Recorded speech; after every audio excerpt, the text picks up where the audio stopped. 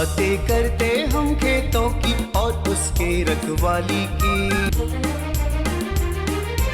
हम बीजों की बातें करते उत्तम जल संसाधन की। हम तकनीकी बातें करते फसलों के उत्पादन की। हर किसान का सपना सच हो जीवन सुखद बनाने को। गाँव-गाँव के हर आंगन का प्यारा सा ये दर्शन। कृषि दर्शन, कृषि दर्शन, कृषि दर्शन, कृषि दर्शन, कृषि दर्शन, कृषि दर्शन, कृषि दर्शन, कृषि दर्शन। नमस्कार, जोहार। आप सभी का कृषि दर्शन कार्यक्रम में स्वागत है। हमारे किसान भाई बहन हैं जो वो बहुत मेहनती होते हैं। सुबह सवेरे जल्दी उठ करके तेज़ धूप निकलने से पहले खेती किसानी का सारा काम निपटा लेते हैं। सच कहा जाए तो जो खेती किसानी होती है वो पूरी तरह से मौसम पर निर्भर होती है। इसीलिए हम अपने कार्यक्रम के ज़रिए किसान भाई बहनों को मौसम की भी जानकारी देते हैं, जिससे हमारी किसान भाई बहन की खेती किसानी बेहतर हो सके और थोड़ी आसान भी हो सके। तो चलिए कार्यक्रम की शुरुआत करते हैं। सबसे पहले देख लेते हैं कृषि समाचार में क्या है खास। नमस्कार, कृषि समाचार में आपका स्वागत है। मैं हूं गोपाल कृष्ण। आइए देखते हैं आज कृषि समाचार में क्या है खास। एग्री स्मार्ट ग्राम योजना से अब राज्य के गांव बनेंगे स्मार्ट। मवेशियों को खुरपक्का मुंहपक्का रोग से बचाने के लिए करवाएं टीकाकरण। लार छुड़ाने के लिए उत्तम यंत्र है दावली।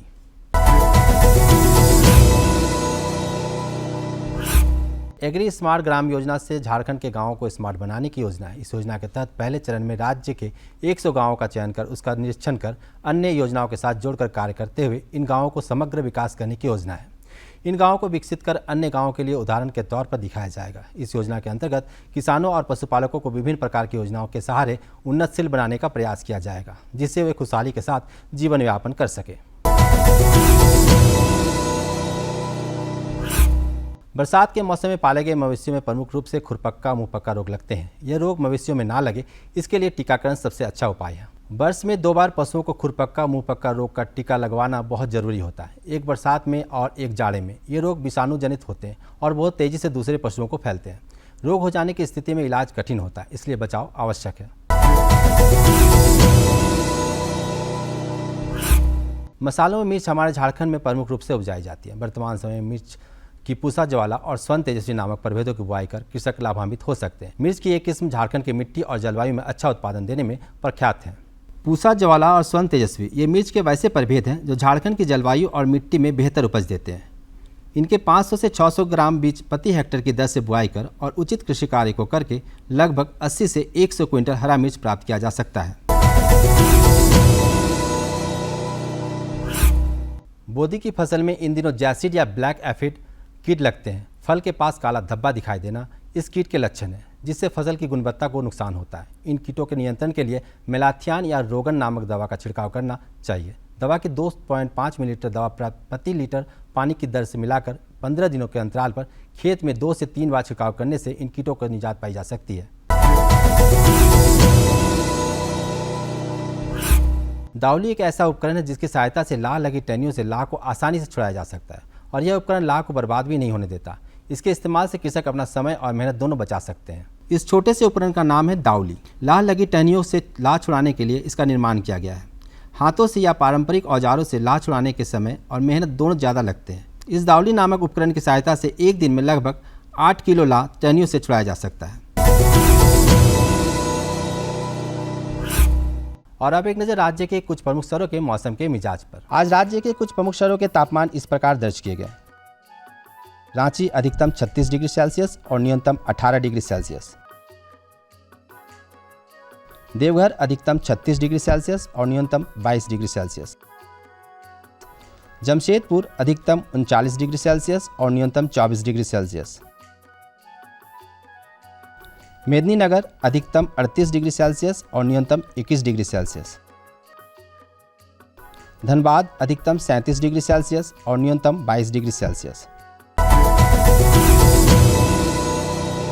और अब मंडी भाव में अनाजों के वर्तमान भाव को जानने के लिए चलते हैं हमारे सहयोगी अनुश्री के पास। धन्यवाद गोपाल। दर्शकों, आज देखते हैं मंडी भाव में क्या है खास। तो सबसे पहले बात करते हैं चावल की। तो चावल का जो मूल्य रहा वह रहा 4,560 रुपया न्यूनतम भी और अधिकतम भी। अब हम दलहनी फसलों में बात करें तो अरहर दाल का जो भाव रहा वह 10,300 रुपये न्यूनतम और अधिकतम 10,400 रुपये। अब हम बात करते हैं मसूर दाल की। मसूर दाल का जो भाव रहा वह रहा न्यूनतम 6,500 रुपये से लेकर अधिकतम 7,050 रुपये। अब बात करते हैं चना की। चना का जो भाव रहा वो रहा न्यूनतम 5,200 रुपये से लेकर 5,800 रुपये। इस तरह से हमें किसी भी भाव में बहुत उतार चढ़ाव देखने को नहीं मिला। आज के लिए बस इतना ही। अब चलते हैं सीधे स्टूडियो और होते हैं रूबरू गोपाल से। धन्यवाद अनुश्री। कृषि समाचार में आज इतना ही। कोरोना संक्रमण पूरी तरह से समाप्त हो, इसलिए कोरोना का टीका अवश्य लें। साथ ही दोनों डोज लेने के साथ टीके का बूस्टर डोज भी लेना जरूरी है। संक्रमण से बचते हुए कृषि कार्य करें ताकि कोरोना बीमारी जल्द से जल्द पूरी तरह समाप्त हो सके। अगले अंक में फिर मुलाकात होगी कुछ ताज़ा तरीन खबरों के साथ। तब तक के लिए दीजिए इजाज़त। नमस्कार, जोहार।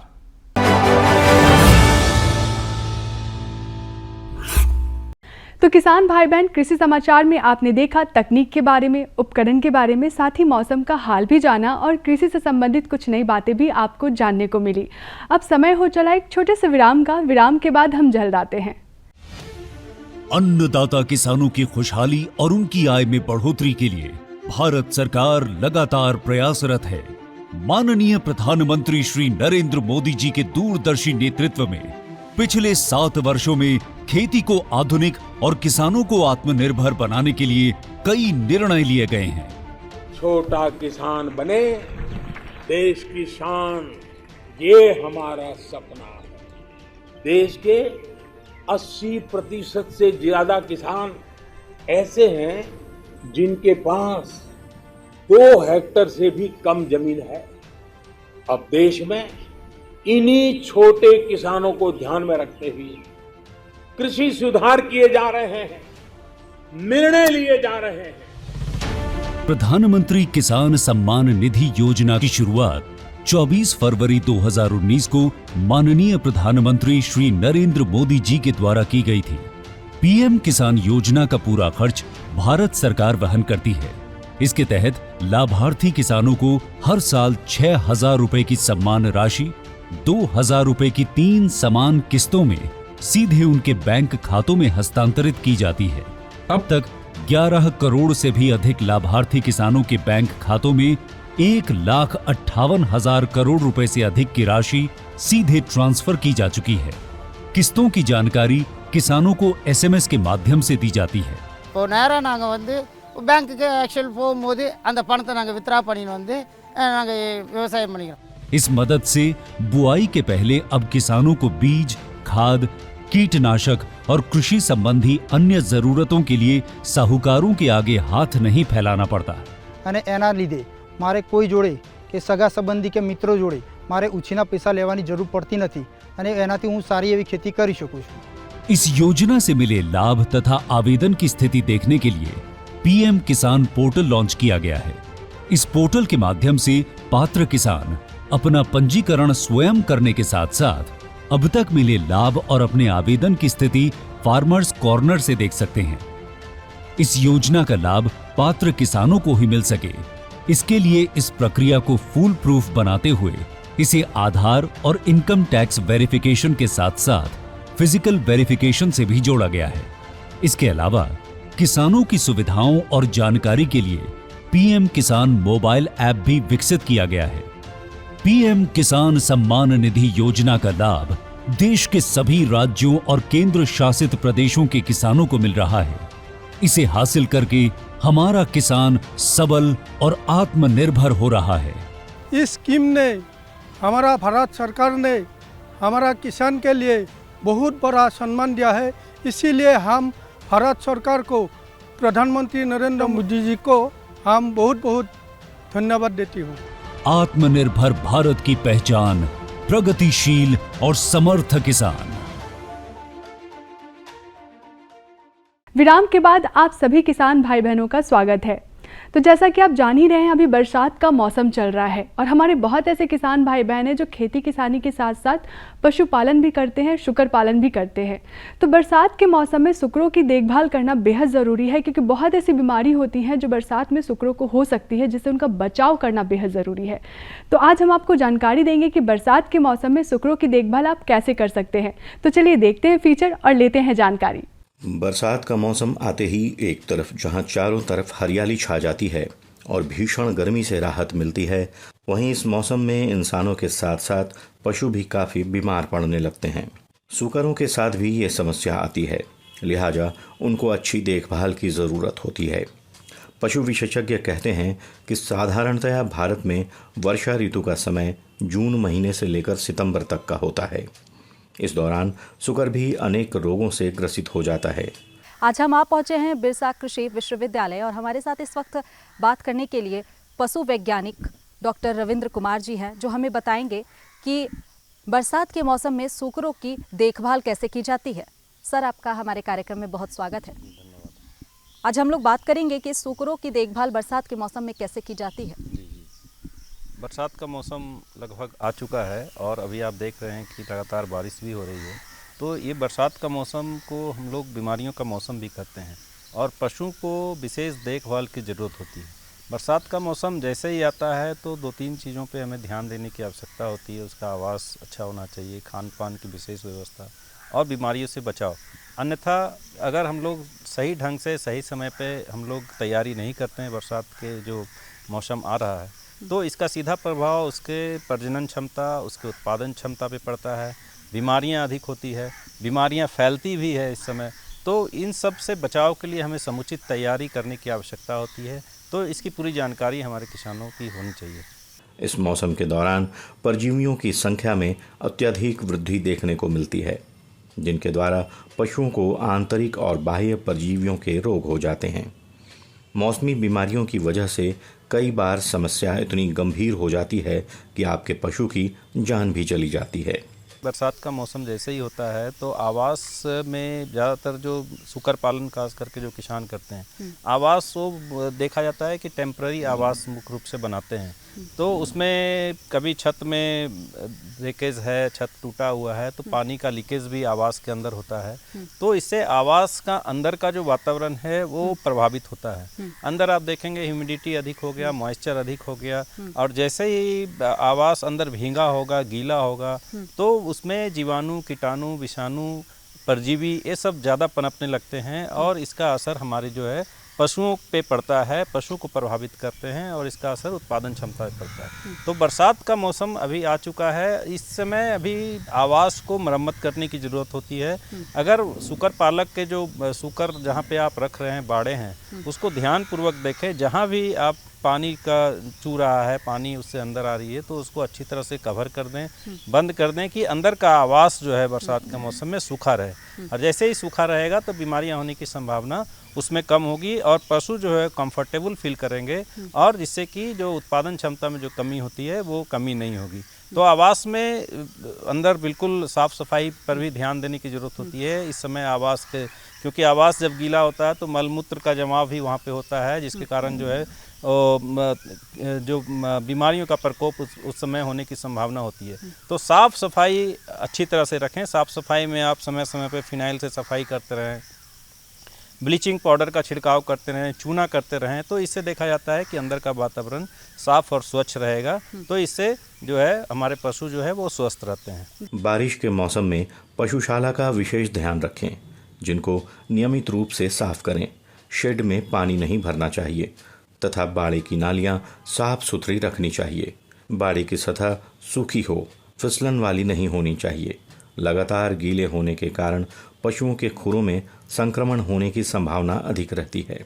बीमारियां सिर्फ जीवाणु विषाणु से ही नहीं होती है, जैसा मैंने बताया आवास भी एक कारण है। सही प्रबंधन नहीं करेंगे, आवास अच्छा नहीं होगा, उससे भी बीमारियां होती है।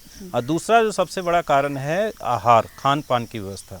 तो सबसे पहले बीमारियों से पहले हम आहार प्रबंधन की बात करेंगे कि बरसात के मौसम में कैसा होना चाहिए। आहार प्रबंधन में देखा जाता है कि सुकर पालन जो हमारे किसान करते हैं उसका लगभग 75 से 80% जो टोटल खर्च आता है आहार पे ही आता है। और हमारे जो किसान होते हैं सुकर पालन करते हैं उसमें आहार दाना मिश्रण खिलाते हैं आहार में, या होटलों की जूठन सामग्री, बेकार खाद्य पदार्थ, एग्रीकल्चरल वेस्ट जो होते हैं या चरा कर रखते हैं।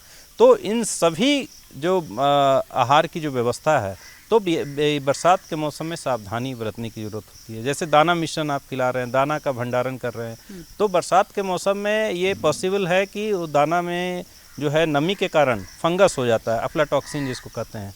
तो एक जहरीला पदार्थ होता है और फंगस वाले जो दाना मिश्रण होते हैं अगर उसको पशु को खिला देते हैं भूलवश, तो उससे पशुओं की मृत्यु हो सकती है, बीमारियां होती है। तो भंडारण अच्छी तरह से करें, बिल्कुल जो जहाँ पे दाना भंडारण करें किसी तरह का पानी का सीपेज नहीं हो, बिल्कुल सूखा हो, और कोशिश करें पशुओं को साफ़ और स्वच्छ खाना दें। दूसरी चीज़ है कि बहुत सारे जो किसान हैं होटलों की जूठन सामग्री भी सुकर पालन में उपयोग करते हैं, तो ये कोशिश करें वो बिल्कुल फ्रेश होना चाहिए, 2 दिन 3 दिन का पुराना नहीं हो, नहीं तो तुरंत उसमें जो है कि जीवाणु कीटाणु ये सब पनपने लगते हैं, फंगस उसमें पनपने लगते हैं बरसात के समय में, और इससे सीधा जो है उसका असर पशुओं पर पड़ता है, पशुओं की मृत्यु दर बढ़ जाएगी। तो इस समय विशेष रूप से ध्यान देना चाहिए। तीसरा है कि हम लोग बहुत सारे किसान एग्रीकल्चरल बाई प्रोडक्ट देते हैं, जैसे कि उसको चरा करके रखते हैं या सब्जी वगैरह जो बच गया जो ख़राब हो गया वो पशुओं को खिलाने के लिए उपयोग करते हैं। तो उस समय भी आप विशेष रूप से ध्यान देकर ये रखें कि जो पशु हम लोग जो खिला रहे हैं, खाना जो दे रहे हैं, वो बिल्कुल स्वच्छ होना चाहिए, ज़्यादा पुराना नहीं हो, सड़ा हुआ नहीं हो, तो पशु जो है वो स्वस्थ रहेंगे। तो खान पान में संतुलित आहार दें और विशेष रूप से ध्यान दें कि खाना बिल्कुल फ्रेश होना चाहिए। जानकार बताते हैं कि सुकर अक्सर आंतरिक परजीवियों और त्वचा रोगों से ग्रसित होते हैं। हर 6 हफ्ते पर अपने सुकरों के शरीर से कीड़े निकालना अच्छा होता है। वहीं यदि सुकर कई घंटों तक खाने या पीने में रुचि नहीं दिखाता है, तेजी से सांस लेता है या दस्त होता है, तो बरसात के मौसम में एक सुकरों की महत्वपूर्ण जो बीमारी है स्वाइन फीवर बीमारी, तो ये सुकर ज्वर भी इसको कहते हैं, ये विषाणु जनित रोग है। और ये बीमारी जो है इस समय तेज़ी से एक सुकर से दूसरे सुकर में फैलती है और इसमें मृत्यु दर लगभग 90% तक हो जाता है। तो ये जो स्वाइन फीवर जो है बीमारी, इससे बचाव के लिए टीका बहुत ज़रूरी है। ये स्वाइन फीवर बीमारी का लक्षण है कि तेज़ बुखार होता है, सुकर अचानक मरने लगते हैं और तेज़ी से बीमारी एक सुकर से दूसरे सुकर में फैलता है। तो इस समय स्वाइन फीवर टीका अवश्य लगा कर रखें। स्वाइन फीवर टीका 1 ml मात्रा देना चाहिए जो 1 साल तक बीमारी से बचाता है। पहला टीका 2 महीने की उम्र में, उसके बाद साल में 1 बार इसका टीकाकरण करके इस बीमारी से बचा सकते हैं। इसके साथ ही साथ एक खुरहा बीमारी भी होता है सुकरों में, खुरहा चपका FMD जो बीमारी होता है, ये भी आप दे सकते हैं। इसका 2 से 3 ml मात्रा चमड़ा में या मांस में दे करके इस बीमारी से बचा सकते हैं। हर 6-6 महीने पे इस बीमारी से FMD बीमारी से बचाने के लिए इसका टीकाकरण करते हैं। FMD का लक्षण है कि पैर में घाव हो जाता है, मुँह में छाले पड़ जाते हैं। तो इस तरह से इस बीमारी से बचाने के लिए आप टीकाकरण अवश्य करें। तो किसान भाई बहन, अभी आपने देखा कि बरसात के मौसम में सुकरों की देखभाल कैसे करना है। आशा करते हैं इस जानकारी से आप काफ़ी लाभान्वित हुए होंगे। तो चलिए कार्यक्रम में बढ़ते हैं आगे और अब आपको देते हैं अपनी दूसरी जानकारी। हमारी दूसरी जानकारी है लतेदार सब्जियों की वैज्ञानिक तरीके से देखभाल कैसे करें। लतेदार जो सब्जियां होती हैं वो सालों भर होती हैं, इससे हमारे किसान भाई बहनों को बहुत फ़ायदा भी होता है। तो अगर आपको अधिक उत्पादन पाना है तो आपको वैज्ञानिक तरीके से इसकी देखभाल करना बेहद ज़रूरी है, तभी तो आप अधिक मात्रा में उत्पादन पा सकते हैं। तो चलिए मिलते हैं विशेषज्ञ से और लेते हैं जानकारी कि लतेदार सब्जियों की वैज्ञानिक तरीके से देखभाल कैसे करें। जोहार, कृषि दर्शन कार्यक्रम में आप सभी दर्शकों का स्वागत है। किसान भाइयों, कृषि दर्शन कार्यक्रम में खेती करने के नए नए तकनीक हम सब लाते हैं। आज हम लाए हैं लतेदार सब्जियों की वैज्ञानिक देखभाल कैसे करें। इसकी जानकारी देने के लिए हमारे साथ कृषि विशेषज्ञ डॉक्टर A.K. द्विवेदी जी उपस्थित है। सबसे पहले डॉक्टर साहब, आपका इस कार्यक्रम में स्वागत है। किसान भाइयों, इस सीजन में जो लतेदार सब्जियां हैं आपके खेतों में, वो 2 तरह की हैं मुख्य रूप से। एक है आपको दलहनी फसल में जिसमें कि फ्रेंच बीन होगा, बोदी होगा, अभी आपके खेत में लगा हुआ। और दूसरा है कि आपको कद्दू वर्गीय सब्जियां में कद्दू, कोहड़ा, नेनुआ, झींगी, खीरा, करेला ये आते हैं। तो भाइयों, दोनों पर की देखभाल की होगी वो आप लोग लगाते समय तो खाद वगैरह दिए होंगे, लेकिन उसके बाद भी जो खाद आज अब आपको अभी देने का समय आ गया है, दूसरा बार सेकेंड डोज, उसमें मुख्य रूप से बच जाता है नाइट्रोजन का छिड़काव भुरकाव। तो नाइट्रोजन के लिए आप लोग जो भी आधा बचा हुआ है, जैसे कि आप जो अगर हम दलहनी फसल की बात करें तो दलहनी फसल में हम लोग नाइट्रोजन 20 किलोग्राम प्रति हेक्टेयर 40 किलोग्राम प्रति हेक्टेयर डालते हैं, तो 20 किलोग्राम आप डाल दिए होगा, 20 किलोग्राम अभी आप डालेंगे प्रति हेक्टेयर के दर से। इसके सिवाय में जब आएगी कद्दू वर्गीय सब्जियों की बात, तो उसमें आप जो बड़े पौधे हैं जिसमें कि कद्दू है, कोहड़ा है, नेनुआ है, उनमें प्रति हेक्टेयर 45 किलो नाइट्रोजन पड़ता है। तो आप उसमें 90 किलो पड़ता है, तो उसमें आप 45 किलो डाल देंगे, 45 किलो अभी प्रति हेक्टेयर के दर से डालेंगे। इसके सिवाय छोटे जो पौधे हैं जिसमें कि करेला है, खीरा है, झींगी है, तो इनमें आप 80 किलो प्रति हेक्टेयर पड़ता है, तो आप अभी 40 किलो प्रति हेक्टेयर आप डाल दिए होइएगा, अभी डालिएगा 40 किलो प्रति हेक्टेयर। इसके सिवाय में किसान भाइयों, आपके खेतों में हो सकता है जिन किसान भाइयों ने मई के द्वितीय हाफ में प्रकाश असंश्लेषी सेम की खेती की होगी, उनके लिए सेम में प्रति हेक्टेयर अभी 20 किलोग्राम नाइट्रोजन उनको भी डालना होगा। इससे उनको भी अभी वो सेम बाज़ार में जाते हैं तो हमें 300 से 350 रुपए किलो मिलता है। जो लगा रहे हैं उन किसान भाइयों को ही डालना है, जो नहीं लगाए हैं अगर जानकारी के अभाव में किसी तरह से, तो आगे से इसका खेती अगले वर्ष से ज़रूर करें और इसी तरह से उसको मैनेज करें। अब आती है बात किसान भाइयों उर्वरक डालने के बाद में कि सिंचाई कैसे करेंगे। तो सिंचाई के लिए भाइयों बरसात का सीज़न है, बरसात में तो सिंचाई बहुत कम करने की ज़रूरत पड़ती है, अगर 15-20 दिन बारिश ना हो तभी करना पड़ता है। वैसे कंडीशन में आप हल्की अभी जो बरसात की जितनी भी सब्जियां लगी होंगी सब आपने मेड़ पर लगाई होगी, तो जो गड्ढा है गड्ढे का 2/3 हिस्सा में पानी आप दीजिएगा, पूरा भरना नहीं है। बाकी ऊपर की मिट्टी में वो अपने आप रंध्र के द्वारा खींच लेगा और सब फसल के हर अंग तक आपको और मिट्टी के हर अंग तक वो नमी पहुंच जाएगी। इसके बाद आती है बारी किसान भाइयों की अब पौधा संरक्षण की।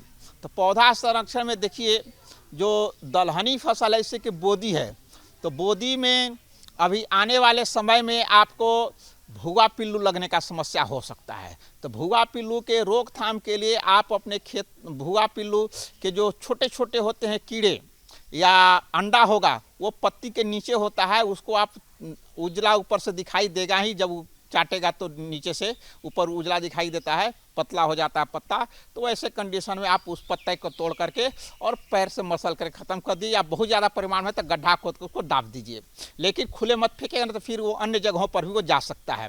इसके बाद किसान भाइयों आपके खेतों में जो फल वाले भी हैं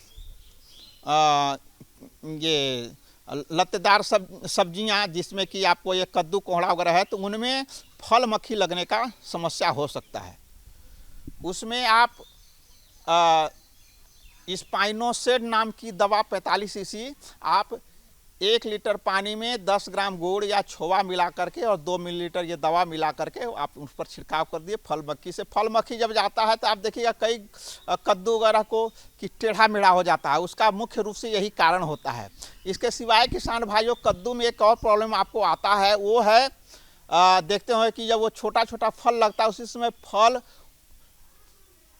ऊपर से सूखने लगता है, तो ये होती है कैल्शियम की कमी से। तो आपको ऐसे जगहों पर आपके अगर मिट्टी ऐसा है उसके कारण होता है, तो वैसे खेत में आपको लगाने के पहले ही आपको चूना जो है सो 4 क्विंटल प्रति हेक्टेयर के दर से खेतों में छिड़काव करके तब पौधा का रोपण करना चाहिए। अब यही उपाय बच गया है कि कैल्शियम क्लोराइड नाम का रसायन को लीजिए और 1 लीटर में 50 ग्राम घोल करके और कैल्शियम क्लोराइड के छिड़काव कीजिए। जो जितना उसको पौधा ले पाएगा और जो उसकी अवस्था होगी जितना आपको रिकवरी मिल पाएगा और अभी कोई उपाय नहीं है।